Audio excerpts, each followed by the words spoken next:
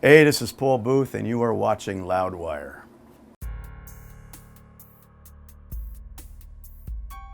So in my early days, huge Slayer fan, and the guy, my teacher, the shop I worked in, would leave for the day. I got left alone in the shop, so I would blast Slayer on the radio while I tattooed. And I'd sit there and I'd be like, man, someday I really wish I could tattoo Slayer. It was like a dream, you know. I guess what it is as an artist, I like to connect with people that inspire me, and the thought of collaborating together on some kind of art and sharing my art with them is like kind of like giving something back in a way. So the day came. Of course, I had met Kerry on the road, probably early Ozfest festival or something, and you know, we crossed paths, we hit it off, and he wanted to get tattooed.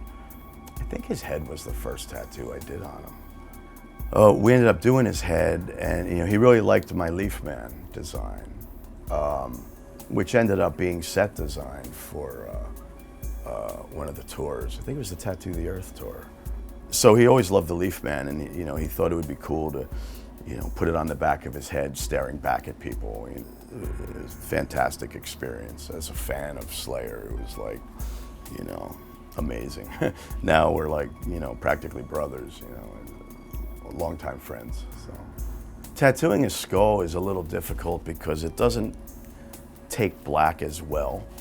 Like getting black in the scalp to get to be as black as it would be on your arm. It's not always quite as dark because of the skin. Sometimes you got to hit areas twice. Fortunately in Kerry I did not, but you know, so your palette is limited. The values in your palette. You got skin tone to dark gray, not black. So you got to work within there, and so the contrast has to be right so that the dark gray looks black, and little tricks like that.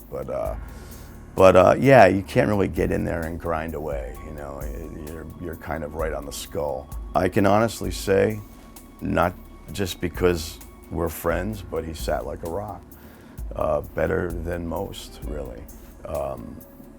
You know, I mean, after I think it was 3.5, 4 hour tattoo.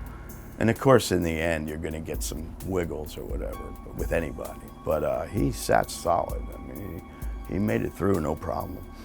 When I tattooed Kerry's hand, we thought it'd be cool if the goat horns were actual horns, and the head went up onto the wrist, and you could see it this way or that way, and it was a face in both directions. One being Christ, the other being a demon, you know.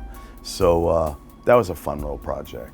So yeah, getting to tattoo Kerry's hand is like, it's his prominent hand on the guitar, so it's like exciting because it's kind of like if you were tattooing Mike Tyson's hand, you know. The hand alone is iconic.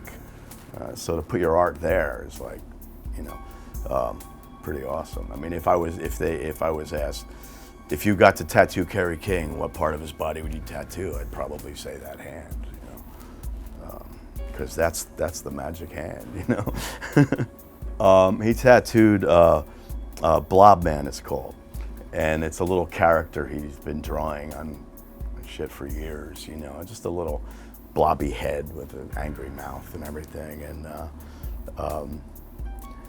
and so yeah, it was for I did this movie, Last Rites Volume 1. Horrible, I don't recommend it, but in it is I'm trying to play Kerry's guitar, and he's trying to tattoo me, well, at the same time, and I can't play guitar, so I'm just like bang, you know, screwing around and making nothing but noise, and you know, and he's just serious. He's in there and he does the job, you know.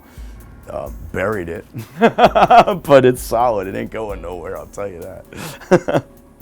But when my mother tattooed me, that was even heavier, so he doesn't beat her.